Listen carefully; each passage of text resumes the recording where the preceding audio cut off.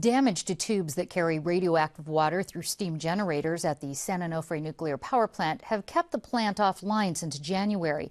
Now, Southern California Edison says layoffs are coming because the reduction of employees to 1,500 will reduce operating costs, while regulators consider the viability of the plant.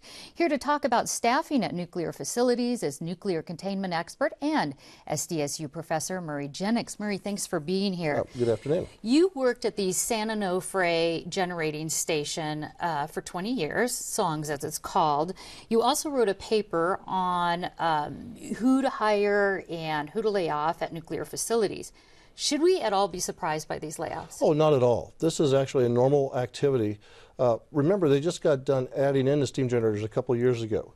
They kept that staff because of the problem that came up this last outage. So they probably would have been already gone had this issue not come up. Southern California Edison operates the plant. They told us they were not doing on-air interviews at this time. However, they said they had an update on the progress of their plant, saying that they are currently defueling Unit 3 and do not expect to submit an action letter on those repairs before the end of the year. Murray, does defueling Unit 3 mean that they haven't figured out what to do with this reactor, or does it mean something else? Actually, it means that they're putting it into a low-cost maintenance situation. By defueling, it reduces the staffing requirement to operate or maintain the plant. So this is a very normal activity that they do every refueling outage anyway. And they need to defuel in order to make the repairs as well. Well, they wouldn't necessarily have to, but by defueling, it makes it a lot easier to do the maintenance. There's radioactive waste, or fuel as it's called, at the plant. Where will that be stored during this defueling, or where will it be kept? Well, they have a spent fuel building that's designed to hold the fuel when they take it out, and that also holds the hottest waste. Is there enough room there to store? Absolutely. For now, there is. Okay. SoCal Edison also tells us that they haven't determined which departments will be affected by the layoffs.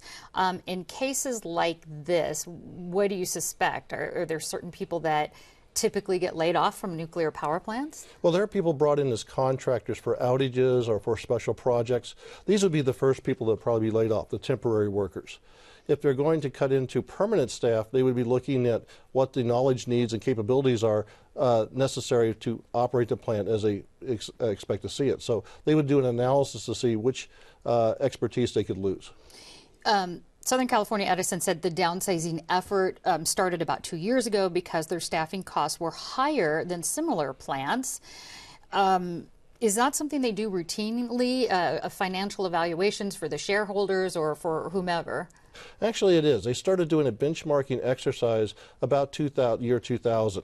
And since then, they've been ongoing. So all the plants compare themselves. The nuclear industry looks at themselves not as competitors with each other, but as competitors with other power-producing industries. Typically, you said that a plant this size would have about 1,300 employees, and we have 1,500. Right, 1,500 probably on the high end. They could probably go 1,300. What I would expect they're doing is allowing natural attrition to lower it even more. Do you think the layoffs combined with the tube issues is pointing to a permanent shutdown of this plant? I don't think you can read that at all. I think they're lowering their costs to be prudent, which is what the ratepayers would expect. I think they understand that politically they're not going to be able to restart Unit 3 right away. So they're, again, putting it in a safe condition and lowering the cost of operating it. And I think they're going to be doing an ongoing economic analysis to see what is the most prudent activity to do with the unit.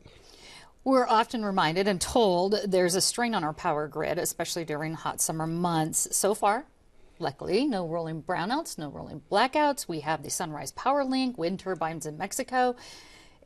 A question is begged to be asked, do we need San Onofre anymore? Well, the need is more economic than it is, I guess, from a pure power requirement. The power link has definitely improved power reliability in San Diego. But San Onofre has been a low-cost provider for many years.